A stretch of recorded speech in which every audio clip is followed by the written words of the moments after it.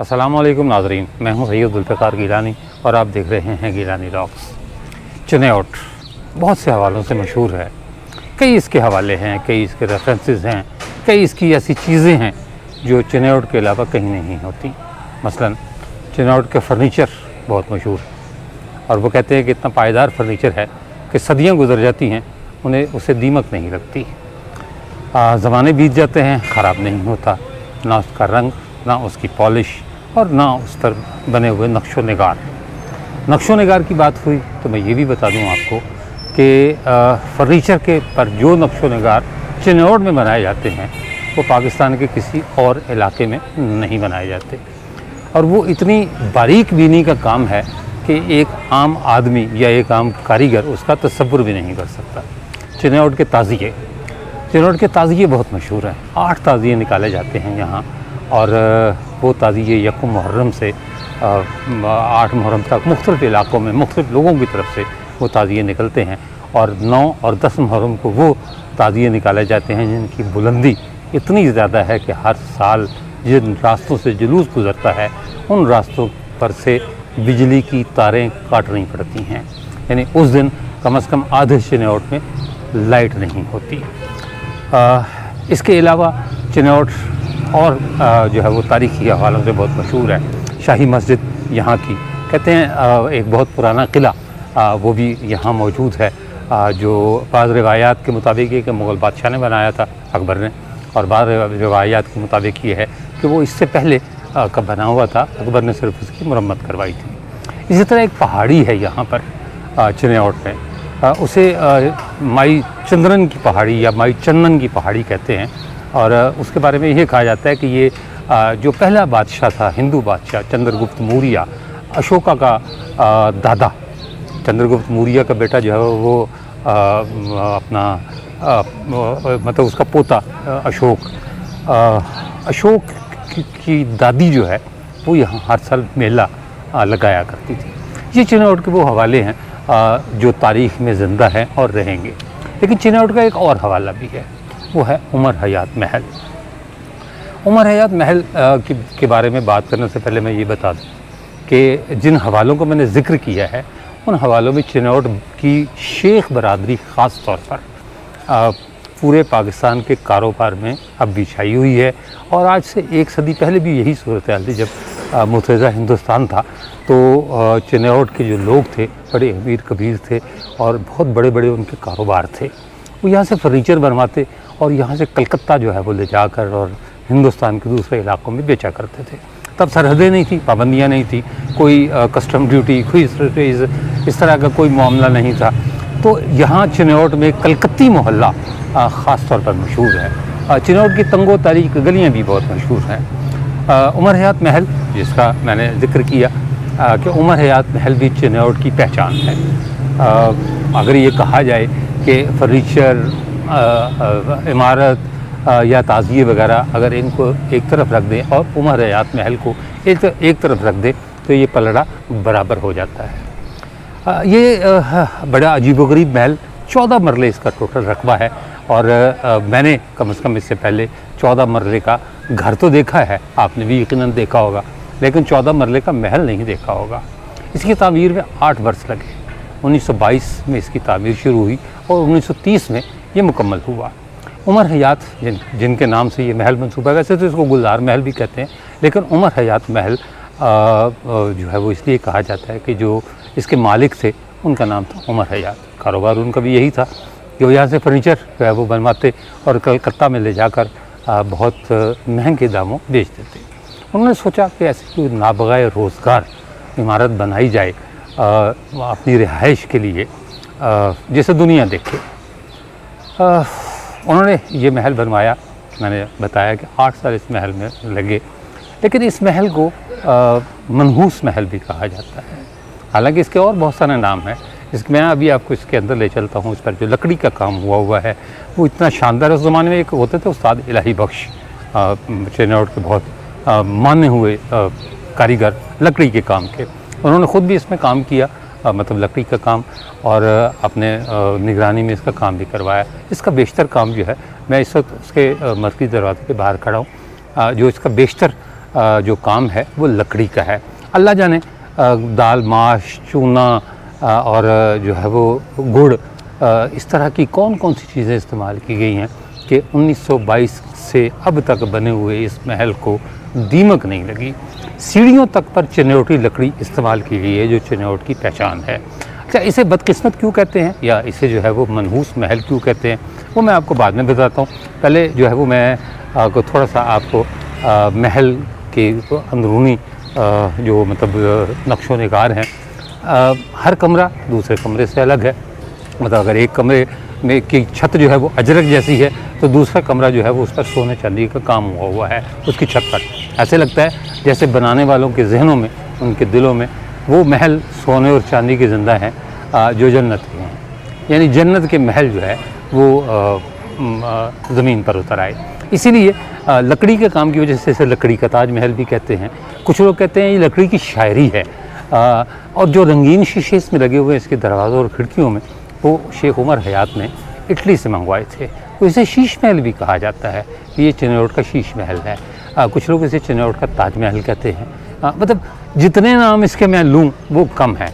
आइए आपको जो है वो अंदर ले चलते हैं और ये भी बताते हैं कि ये मनहूस क्यों है। इस महल पर ऐसी क्या गुजरी कि ये यकायक वीरान हो गया। असूली तौर पर तो होना ये चाहिए था कि जो मुग़लों के बनाए हुए महल हैं, बादशाहों के बनाए हुए महल हैं, वो आज भी मतलब इस हालत में है कि उन्हें देखा जाए, उनसे बात की जाए। लेकिन ये महल वीरान हो गया, क्यों हुआ, कैसे हुआ, ये सब कुछ आपको बताता हूँ। लेकिन पहले मैं आपको जो महल में, अच्छा इसमें जो है वो पाकिस्तानी तर्ज की नक्काशी भी है, मुल्तानी भी है, सिंध की तर्ज की भी है, चीनी अंदाज़ भी है, जो मशरक़ वस्ता में जो मतलब अंदाज़ है नक्काशी का। मैंने कहा ना कि वो कौन सा इलाका है जिसकी मीनाकारी, नक्काशी, शीशाकारी या फ्रेस्को पेंट का काम यहाँ नहीं हुआ। लेकिन 90% से ज़्यादा काम लकड़ी का हुआ और ऐसा नफीस काम हुआ कि उसकी मिसाल पाकिस्तान तो क्या पूरी दुनिया में नहीं मिलती। आइए अंदर चलते हैं और आपको इस जो है वो नाबग़े रोज़गार या एक अजूबा जिसे कहना चाहिए, उस महल का अंदरूनी हिस्सा दिखाते हैं। ये इसका दाखिली दरवाज़ा है इस 14 मरले के महल का। ये ऊपर जो है वो देखिए कितनी शानदार अंदाज में जो है वो बालकनी बनी हुई है। और ये इधर उन कारीगरों के नाम लिखे हुए हैं जिन्होंने गुलजार मंदिर की तामीर में हिस्सा लिया। मैंने बताया कि 1922 से 1930 के दरमियान इसकी तामीर हुई। उस्ताद इलाही बख्श परझा, ये मैं नाम आपको बता चुका हूँ, रहीम बख्श परझा, मिस्त्री फजल अहमद, मिस्त्री अहमदीन जालंधरी, ग़ुलाम अली जालंधरी, नक्काश जान मोहम्मद, नक्काश ग़ुलाम मोहिउद्दीन, निगरां सैयद हसन शाह, ये वो कारीगर हैं जिन्होंने गुलजार मंदिर की तामीर नौ और तज़ीन आराइश में हिस्सा लिया। फिर 1990 में जो है वो इसकी नए सिरे से इसको जो है वो पॉलिश वगैरह की गई। ये नीचे उनके नाम लिखे हुए हैं जिन्होंने 1990 में यह वो लिया। ये इसका एक बैरूनी कमरा है, ये उसका दरवाज़ा है।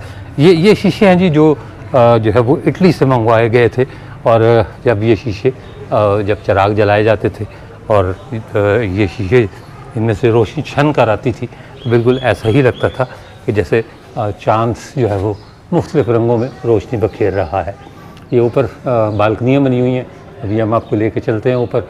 छत देखें, छत जो है वो मतलब हर हिस्सा महल का एक अलग मीनाकारी या नक्काशी या जो है वो फ्रेस्को के काम से मुज़य्यन है। आइए अंदर चलते हैं। हम आपको लेके चल रहे हैं उस कमरे में। सबसे पहले जो उमर हयात साहब का मुलाकात का कमरा था, ये दोहरे दरवाजे हैं। बड़ी अजीब सी बात है, एक ही चौखट में लगे हुए दो दरवाजे। जैसे दरवाज़ा खुलता जाता है, ये एक दरवाज़ा इसका ये है छोटा और दूसरा दरवाज़ा ये है। ये एक ही चौखट पर लगे हुए हैं।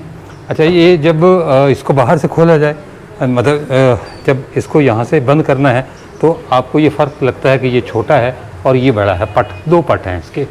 लेकिन जब इसको बंद किया जाता है तो यहाँ पहुँचकर ये दोनों पट बराबर हो जाते हैं और ये फिर दरवाज़ा यूँ बंद हो जाता है। ये भी एक अजीब तरह की चीज़ है, मतलब एक अजीब मैं उसको क्या नाम दूँ, लेकिन बहरहाल एक इंफरादियत है ये। ये सामने जो है वो खिड़की पर आपको एक लाइन जो है वो लगी नज़र आ रही होगी, दाएं बाएं ग्रीन कलर की, और दरमियान में वाइट। ये बेसिकली जो ग्रीन लाइन है ये एच बना रही है, हयात, और जो दरमियान में वाइट लाइनें हैं दो, ये यू बना रही हैं, यानी यू एच उमर हयात। ये खिड़की पर उनका नाम लिखा, ये उनका मुलाकात का कमरा था जहाँ वो दोस्तों से मिलते थे। ज़रा छत दिखाइएगा सरकार। छत पर मैं आपको जूम करके तो नहीं दिखा सकता, लेकिन छत पर जो है वो जगह जगह इस तरह का यू एच लिखा हुआ है, उमर हयात का मुखफ़फ़, यू से उमर और एच से हयात। तो ये मतलब इस महल की जो है वो खुसूसियत है। ये एक और कमरा, अभी अब ग्राउंड फ्लोर पर ही है, ऊपर नहीं गए। ये अब तो खैर लाइब्रेरी में जो है वो कन्वर्ट कर दिया गया है इसको। इस महल पर बहुत कुछ बीता, कभी यतीम खाना बन गया, कभी माछियों ने कब्जा कर लिया, कभी जो है ना वो लोगों ने ये इसकी सुनहरी खिड़कियाँ ज़रा दिखा दीजिएगा जी करीब होके। रोशनी का ज़रा बंदोबस्त कम है, इसलिए मुमकिन है कि आपको इतनी नज़र ना आए। ये सारा कुछ उसी दौर का बना हुआ है। ये मैंने पहले भी बताया, इस लकड़ी पर जो है वो दाल, माश, शीरा, चूना, गुड़ और पता नहीं क्या क्या चीज़ें इस्तेमाल की गई हैं कि ये लकड़ी वैसी की वैसी ही है। 1922 से 1930 में बना, लेकिन इस महल का कुछ बिगड़ा नहीं। तो आइए जो है वो दूसरे कमरों में चलते हैं। ये महल का सहन, यूँ कह लें कि ये उसका ग्राउंड फ्लोर, ये चारों तरफ। अच्छा, इस एक महल की ख़ास बात ये है कि इसमें जितने भी कमरे बने हुए हैं उनका रुख यानी उनके दरवाज़े सहन में खुलते हैं, एक दूसरे के साथ अंदर से नहीं मिले हुए। मैं आपको दिखाता हूँ करीब से।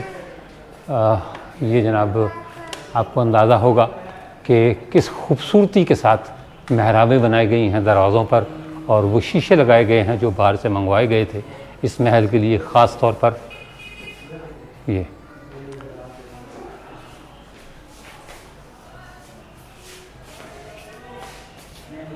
जो बालकनी के नीचे छज्जे बने हुए हैं, इन्हें फिरोज़ी रंग की इनकी ग्राउंड है, और उस पर सुनहरे रंग से जो है वो फूलकारी की गई है।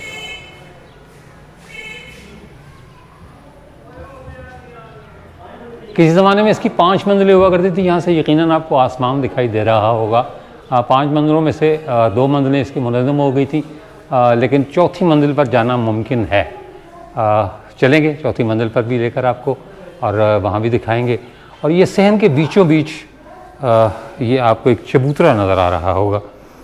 इसके चारों तरफ वैसे तो वो इसको मतलब कवर कर दिया हुआ है ये ज़ंजीरें लगाकर। एक पर लिखा हुआ है फ़ातिमा ज़ौजाए उमर हयात, और दूसरे चौकटे पर लिखा हुआ है गुलजार वलद उमर हयात। अच्छा, अब ये 2 कब्रें हैं। ये 2 कब्रें यहाँ क्यों आईं, कैसे बनी, ये मैं आपको ब्लॉग के आखिर पे बताता हूँ। लेकिन चूँकि ये ग्राउंड फ्लोर पर हैं, सहन में हैं, और इन्हें देखे बगैर या इन्हें कवर किए बगैर ऊपर जाना मुमकिन नहीं है, तो लिहाजा मैंने ये तो आपको बता दिया कि ये दोनों कब्रें जो है वो उमर हयात की जो अहलिया थी फ़ातिमा, उसकी हैं, और ये उनके साहबजादे की हैं। लेकिन ये यहाँ क्यों बनाई गई और कब बनी, ये आपको ब्लॉग के आखिर पे बताऊंगा इंशाअल्लाह ताला। अच्छा, इस महल की एक और ख़ास बात ये थी कि एक कमरे के साइज़ का, यानी 5 मंजिला तो ये महल था ही था, लेकिन जो है वो एक कमरे के साइज़ का तहखाना भी था। इसमें उतरने के लिए सीढ़ियाँ मौजूद हैं। ये तहखाना जो है वो ये चारों तरफ से दिखा दीजिएगा। इसमें कोई नक्शो नगार नहीं बने हुए, ज़ाहिर है उस ज़माने में बैंक वगैरह नहीं होते थे, तो ये कीमती चीज़ें रखने के लिए ये तहखाना था। ये जो है वो सीढ़ी, इसी सीढ़ी से जो है वो उतर कर हम नीचे आए हैं, और इसी सीढ़ी से हमने ऊपर जाना है।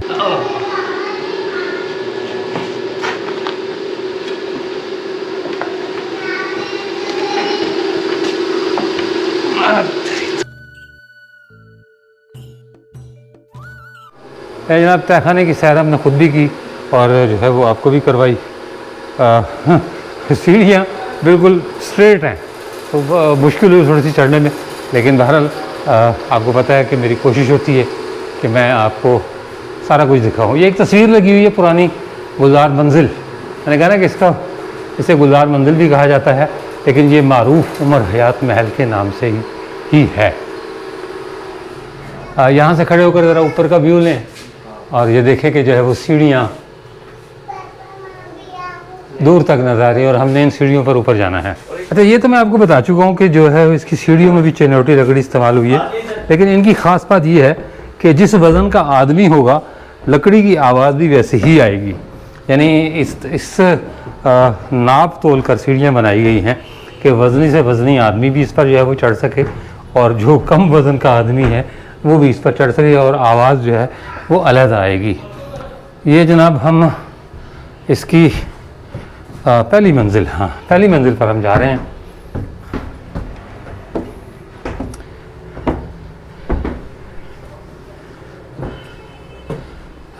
ये जनाब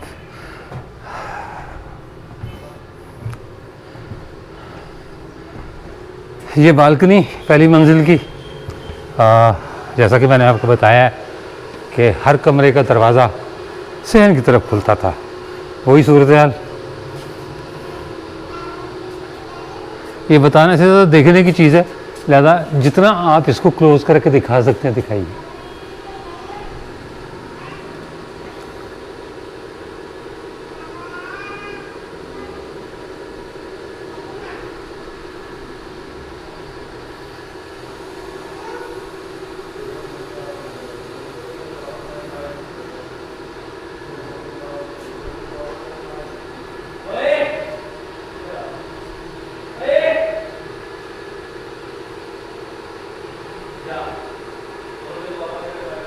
ये ज़रा दिखाइएगा लाल रंग का बॉर्डर ऊपर, ये आपको बॉर्डर नज़र आ रहा होगा लाल रंग का। ये बॉर्डर जो है वो चीनी तर्ज का है। अगर मेरे पास जो है मैं इसको जूम कर सकता तो मैं आपको ज़रूर दिखाता। इसमें मुख्तलिफ़ तस्वीरें बनी हुई हैं, जैसे सुंदरबन का जंगल वो बना हुआ है, चाइनीज़ महल बने हुए हैं, अंग्रेज़ों के जो महल्लात हैं उनकी तस्वीरें बाकायदा बनी हुई हैं, लेकिन बहुत ही बारीक और छोटी तस्वीरें बनी हुई हैं। वो मैं आपको नहीं दिखा सकता, लेकिन ये इसकी खुसूसियत है। ये इसका एक कमरा आप देखें कि 14 मरले के महल में क्या क्या चीज़ें नहीं हैं। ये जनाब छत के नक्शो नगार देखें, नीचे वाली जो छतें हैं उनके नक्शो नगार बिल्कुल अलग थे, यहाँ नक्शो नगार अलग हैं। मेरा ख्याल है शायद इसकी बैरूनी दीवारें जो है वो सिर्फ पुख्ता हैं, बाकी सारा काम जो है वो लकड़ी का किया गया है। ये आतिशदान उस ज़माने के, इनका रंग मान पड़ गया है, लेकिन अब भी जो है वो ये ठीक है। ये एक बगली कमरा इसका,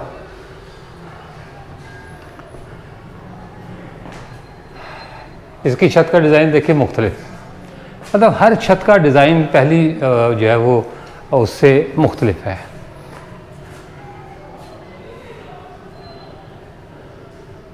आइए दूसरे कमरे में चलते हैं, लेकिन वहाँ चलने से पहले मैं आपको बालकनी से नज़ारा करवाता हूँ, वही बालकनी जो इसके मरकज़ी दरवाजे से मैंने आपको दिखाई थी।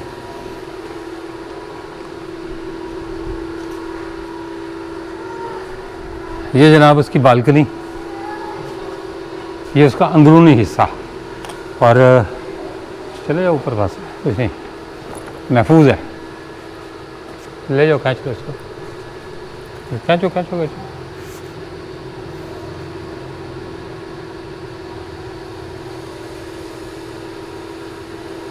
ये जनाब खूबसूरत बालकनी इसकी।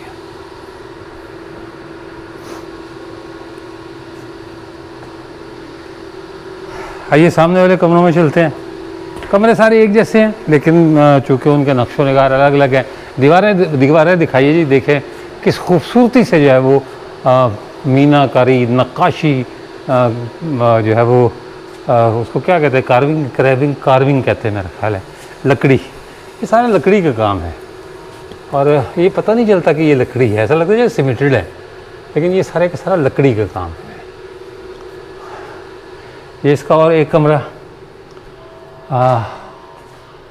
पहले इसका दरवाज़ा दिखाएं जी। ये शानदार, इसके शीशे गालिबन निकल गए हैं, लेकिन इसका जो खोदते हैं नक्काशी वो सलामत है। इसकी छत देखें जी, इसकी छत का डिज़ाइन और है, चांदी की जो है वो बेल बनी हुई है चारों तरफ, और दरमियान का हिस्सा ऐसा है जैसे सोने से रंगा हुआ। ये अजरक बनी हुई है। मैंने आपको बताया था कि कुछ छतें ऐसी हैं, मतलब एक छत ऐसी है कि कहीं अजरक बनी हुई है। ये बिल्कुल ऐसी लग रही है जैसे सिंध की जो है वो ख़ास सौगात है अजरक। और अगर किसी को आपने इज़्ज़त देनी है, उसको बताना है कि हम आपका एहतराम करते हैं, तो उसे जो तोहफ़ा दिया जाता है वो अजरक है।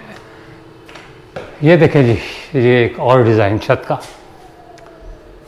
आप जिस कमरे में भी जाएंगे उसकी छत आपको पहली छत से मुख्तलिफ मिलेगी। खिड़कियों के अंदाज मुख्तलिफ मिलेंगे, उनके डिज़ाइन मुख्तलिफ मिलेंगे। इन दरवाज़ों में से शीशे निकल गए हैं, लेकिन इनके होल बताते हैं, जो खाली जगह हैं वो बताती हैं कि इनके डिज़ाइन जो है वो किस तरह के होंगे। एक और कमरा, ये दरवाज़े देखें। इन दरवाज़ों के जो पट हैं, आइए आगे आए, इन दरवाज़ों की पट, उसका डिज़ाइन डिफरेंट है, अलग है बाकी दरवाज़ों से। और इसी तरह छत देखें कि उसका जो है वो अंदरूनी हिस्सा और उसका बैरूनी हिस्सा, यानी जो उसकी बेल बनाई गई है, वो बिल्कुल अलग है। ये एक परनाला रखा गया था, मेरा ख्याल है ये शक्ल में होगा नहीं जिस शक्ल में ये रह गया है, यकीनन इसको भी ढांपा गया होगा किसी ना किसी तरह, लेकिन अब ये इस तरह का है। 7 घर हैं, मतलब झांद पड़ने का अंदेशा है, वरना मैं आपको वो भी दिखाता। अब ये लाइब्रेरी में तब्दील हो चुका है और बहुत सारे लोग जो है वो इसको लाइब्रेरी के लिए इस्तेमाल करते हैं। हम इसकी ऊपरी मंजिल पर चल रहे हैं, वो दिखाते हैं आपको। नीचे से सहन का नज़ारा आपने दिखाया, अगर नहीं दिखाया तो नीचे से सहन का नज़ारा दिखा दें। ऊपर तक ले जाए इसको, Aahista Aahista, slow slow slow moving. ठीक है, अब तो हो गया।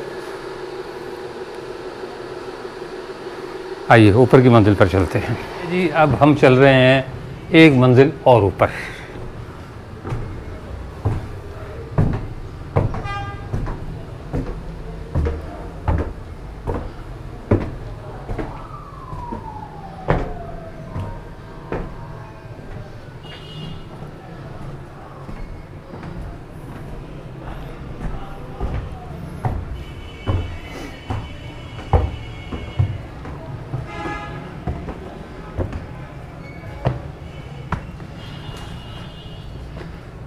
ये जनाब हम आगे इसके बैरूनी हिस्से में, इसकी 5 मंजिलें थी, अब तो खैर 3 रह गई।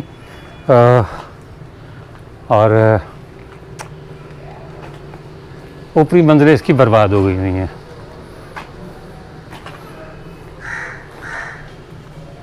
खंडर रह गया है।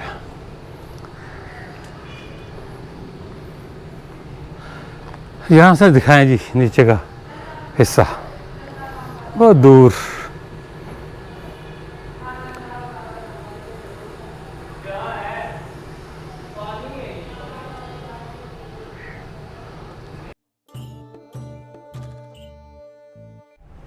उन्नीस 1930 में महल मुकम्मल हुआ तो उमर हयात ख़ान अपने ख़ानदान के साथ इस महल में मुंतकिल हो गए। ख़ानदान ही कितना था, एक बीवी थी फ़ातिमा हयात और एक बेटा गुलजार हयात। फ़ातिमा हयात के बाद उनके यहाँ कोई औलाद नहीं हुई। उनके रिश्तेदारों ने बहुत कहा कि आप दूसरी शादी कर लें, लेकिन उन्हें फ़ातिमा हयात से मोहब्बत इतनी थी कि उन्होंने ये बात गवारा नहीं की और ये कहा कि अल्लाह ताला ने अगर एक बेटा मुझे दिया है तो शायद मेरे मुक़द्दर में ये एक बेटा ही था, मुझे मज़ीद की तमन्ना नहीं है। लिहाजा वो सिलसिला चल निकला। लेकिन या तो ये महल बदकिस्मत था, या ये महल मनहूस था, या ये महल बर्बाद होने के लिए बना था।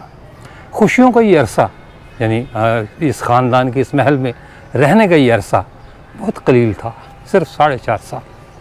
4.5 साल वो इस महल में रहे और 1935 में उमर हयात ख़ान अचानक इंतकाल कर गए, ऐन आलम जवानी में।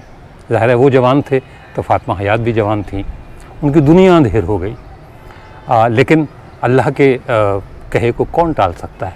वैसे भी हम इंसान अल्लाह ताला की अमानत हैं और हमें एक ना एक दिन उसकी तरफ लौटना है। हम हर मरने वाले पर जो है वो जब किसी की मौत की खबर सुनते हैं तो इकरार करते हैं कि हाँ, हम अल्लाह की अमानत हैं और हमने उसकी तरफ लौटना है। लिहाजा फ़ातिमा हयात ने इसे तकदीर का फ़ैसला समझकर, अल्लाह का फ़ैसला समझकर, मुक़द्दर का फ़ैसला समझकर कबूल कर लिया। बेटा थोड़ा सा बड़ा हुआ तो उन्होंने खुशियों का एक और बहाना तलाश किया। वो खुशियों का बहाना ये था कि उन्होंने गुलजार हयात की शादी का फ़ैसला कर लिया ताकि इस महल की रौनकें लौट सकें। ज़ाहिर है बहू घर में आएगी, लोग बढ़ेंगे, रौनक बढ़ेगी, उसके बच्चे होंगे और ये महल फिर से आबाद हो जाएगा और खुशियों का गहवारा बन जाएगा। शादी का दावतनामा बड़ा अजीब था। बाकायदा मनादी कराई गई पूरे शहर में। दावतनामे तो छपवाए गए उस दौर के हिसाब से, लेकिन पूरे शहर में मनादी कराई गई। मनादी पूरे शहर में घूमती और 2 पहाड़ियाँ हैं यहाँ इस शहर में, उस पहाड़ी पर भी वो मनादी गई। वो जो ऐलान करता था वो बड़ा अजीबोगरीब था। वो ये कहता था कि जिसके कानों में मेरी आवाज़ आए, ढोल बजने की आवाज़ आए या मेरी आवाज़ आए, वो इस शादी में मदऊ है। यानी गुलजार हयात की शादी में मदऊ है। और वो शख्स जिसके नथनों में शादी के खानों की खुशबू आए, वो भी इस शादी में मदऊ है।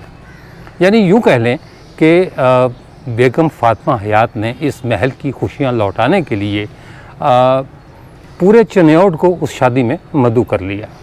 शादी हो गई और बड़ी धूमधाम से शादी हुई।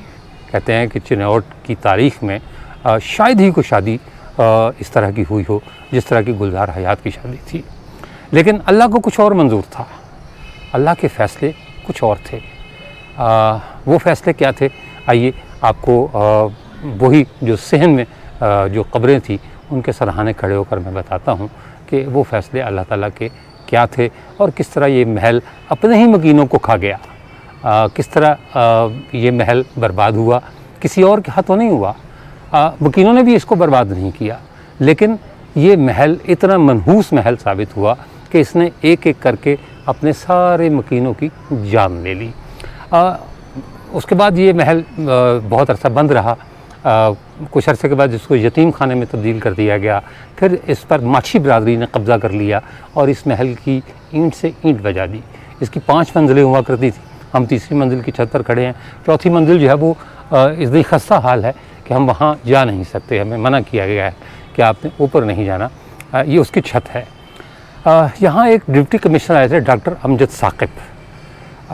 उन्होंने ये डॉक्टर अमजद साकिब वही हैं जो अखुवत के नाम से एक इदारा चलाते हैं जो यतीमों को, ज़रूरतमंदों को बिलासूद कर्ज़ फराहम करती है। और ये पाकिस्तान की मुकामी बहुत बड़ी NGOs में से एक है। अखुवत फाउंडेशन मेरा ख़्याल है इसका पूरा नाम है। वो डिप्टी कमिश्नर बनकर आए चिन्योट के। उन्होंने बाकायदा हुकूमत से ग्रांट मंजूर करवाई और इस महल की जो तज़ीन व आराइश अब आप देख रहे हैं उसका सारे का सारा क्रेडिट डॉक्टर अमजद साकिब को जाता है।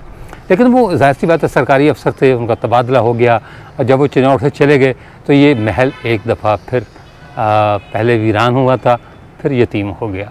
उसकी वजह यह है कि उसके बाद फिर कोई डॉक्टर अमजद साकिब यहाँ नहीं आए और किसी ने इस महल की तरफ कोई तवज्जो नहीं दी। ये महल फिर बंद हो गया। फिर ये कुछ अरसा महकमा आसार क़दीमा पंजाब के पास रहा और अब ये म्यूनसिपल कमेटी चिन्योट की तहवील में है, जिन्होंने इसके निचली मंजिल जो है उसे लाइब्रेरी में तब्दील कर दिया है। लोग आते हैं, अखबार वगैरह पढ़ते हैं, किताबों का मुताला करते हैं, वो तारीख़ देखते हैं और चले जाते हैं। लोगों के लिए खुला है देखने के लिए। नीचे जो है वो एक नौजवान थे, उन्होंने हमें इजाज़त दी कि आप जो है वो जा सकते हैं। इतवार का दिन है आज, वैसे कहते हैं कि ये बंद होता है, लेकिन हमें इतवार को और इत्तफाक से हमें ये खुला भी मिल गया। मेरे बहुत से नाज़रीन की ये फरमाइश भी थी कि उमर हयात के महल पर मैं कोई व्लॉग करूं। चिन्योट आया हुआ था और भी बहुत सारे प्रोग्राम थे, लेकिन चूँकि उमर हयात महल चिन्योट की पहचान था, लिहाजा मैंने ये सोचा कि बाकी चीज़ें फिर किसी वक्त फिर जब कभी आऊँगा चिन्योट तो करूँगा, लेकिन उमर हयात महल का व्लॉग मैं लाजमी करूँ ताकि मेरे बहुत से नाज़रीन की फरमाइश पूरी हो जाए। आइए नीचे चलते हैं और आपको दिखाते हैं कि वो जो हादसे थे वो कौन से थे जिन्होंने इस महल को ये मतलब लोगों की ज़बानों से ये कहने पर मजबूर कर दिया कि ये वो महल है जो अपने रहने वालों का कातिल है। ये वो छोटा सा मनहूस बाथरूम है जिसने इस महल की खुशियाँ उजाड़ने में और इसके मकीनों को इस जहान से अगले जहान भेजने में बुनियादी किरदार अदा किया। वो कैसे, आइए उनके कब्रों के सरहाने चलते हैं और आपको बताते हैं कि ये सारा कुछ हुआ कैसे, क्या हुआ और क्या बीता और किस तरह जो है ये मौत वाक़ हुई। एक बार फिर निचली मंजिल पर, और मैं उन्हीं दो कब्रों के सराहने खड़ा हूँ। ये दिखा दें जी एक दफ़ा फिर, फ़ातिमा ज़ौजा उमर हयात और गुलजार वल उमर हयात। मैं इन कब्रों के पहलू में खड़ा आपसे बात कर रहा हूँ। शादी का मैंने बताया कि बड़ी धूमधाम से हुई। वो बाथरूम दिखा दिया जिसके बारे में मैंने ये कहा कि इस बाथरूम ने इस महल के मकीनों की मौत में अहम किरदार अदा किया, और बल्कि महल के मकीनों की मौत में नहीं, इस महल को उजाड़ने में बुनियादी किरदार अदा किया। गुलजार हयात की शादी बहुत धूमधाम से हुई, और दुल्हन भी फ़ातिमा हयात अपनी मर्ज़ी की लेकर आई। तारीख़ में उसका नाम नहीं मिलता दुल्हन का, लिहाजा मैं वो नाम आपको बताने से क़ासिर हूँ। जब शादी हो गई, मतलब दुल्हन घर आ गई, तो उसके अगले दिन जो हुआ वो मैं बताता हूँ आपको, और वही इस महल की तबाही की बुनियाद थी। इस महल की दीवारों में पानी का बड़ा अजीबोगरीब बंदोबस्त किया गया था। जो दीवारों के अंदर बाकायदा परनाले बनाए गए थे, यहाँ से ऊपर से जो है वो पानी आता था नीचे। अब तो जदीद दौर है ना, ऊपर टंकियाँ रखी हुई हैं हमने, उन टंकियों में पहले पानी भर लिया जाता है, फिर पानी नीचे आता है और हम उसे अपनी ज़रूरत के मुताबिक इस्तेमाल कर लेते हैं। लेकिन 1930 में उमर हयात ने इस महल में इतनी गुंजाइश रखी थी कि पानी कहीं ऊपर स्टोर होता था, और उसके बाद दीवारों में परनाले बने हुए थे जिनसे जो है वो पानी नीचे आया करता था। इन्हीं दीवारों में गीज़र भी लगे हुए थे, और वो उस वक्त गीज़र कोयलों से चलते थे पानी गर्म करने के लिए। जब गुलजार हयात अपनी शादी के अगले रोज़ सुबह जो बाथरूम मैंने आपको दिखाया है या वॉशरूम मैंने आपको दिखाया है उसमें नहाने के लिए गए, तो उसमें गैस भर चुकी थी। मेरा मतलब लोगों का कहना ये है, मेरा अपना ज़ाती ख्याल भी ये है, और आप भी इस बात को जानते हैं कि कोयला कार्बन मोनो ऑक्साइड गैस जो है वो पैदा करता है। ख़ासतौर पर कोयला जब कच्चा रह जाए तो वो गैस जानलेवा साबित होती है। बाथरूम का जैसे उन्होंने दरवाज़ा खोला, और वो इंसान को लम्हों में मार देती है। लिहाजा जैसे ही उन्होंने बाथरूम का दरवाज़ा खोला, बाथरूम उस गैस से, कार्बन मोनो गैस से भर चुका था, और पलक झपकते ही गुलजार हयात इस दुनिया से रुखसत हो गए। उन्होंने मौत को गले लगा लिया। वो घर जो एक दिन पहले अपना शादमानियों से गूंज रहा था, जहाँ शादियाने बज रहे थे शादी के, जहाँ खुशियाँ मनाई जा रही थी, उससे अगली सुबह मातम कदे में तब्दील हो गया, और गुलजार हयात रुखसत हो गया। इस महल का अकलौता वारिस, बगैर कोई औलाद छोड़े, एक रात की दुल्हन को छोड़कर वो इस दुनिया से चला गया। फ़ातिमा हयात ने इस दफ़ा ये किया कि अपने शोहर को तो उन्होंने करीबी कब्रिस्तान में दफन किया, लेकिन अपने बेटे को महल के सहन में दफन किया। ये जो कब्र आप देख रहे हैं, ये गुलजार हयात की कब्र फ़ातिमा हयात ने अपने हाथों से बनवाई थी, ताकि बेटा हमेशा उनके पास रहे, बेटा उनके साथ रहे। लेकिन वो कहते हैं कि जो है वो इंसान बड़े से बड़ा गम बर्दाश्त कर लेता है, दुख बर्दाश्त कर लेता है, लेकिन औलाद का दुख बर्दाश्त नहीं करता, इंसान की कमर तोड़ देता है। फ़ातिमा हयात अपने बेटे गुलजार हयात की मौत के बाद सिर्फ 1 साल ज़िंदा रहीं। उस 1 साल में उस औरत को यूँ घुन लग गया जैसे लकड़ी को दीमक लगती है, और 1 साल के अंदर अंदर उसका भी इंतकाल हो गया, और साथ जो है वो उसकी कब्र भी इसी सहन में मौजूद है जिनके पहलू में मैं खड़ा हूँ। तो ये दोनों कब्रें इस बात की गवाही देती हैं कि इस महल को किसी आफत ने नहीं उजाड़ा, इस महल को किसी आने वाले हमलावर ने बर्बाद नहीं किया, इस महल को किसी ज़ल्ज़ले ने तबाह नहीं किया, इस महल पर और कोई आफत नहीं आई, बल्कि ये महल ख़ुद अपने मकीनों को खा गया। इसीलिए इसे मनहूस महल कहा जाता है। इसके साथ ही मुझे इजाज़त दीजिए, इंशाअल्लाह ताला अगले व्लॉग में दोबारा मुलाकात होगी। तब तक के लिए अल्लाह हाफ़िज़।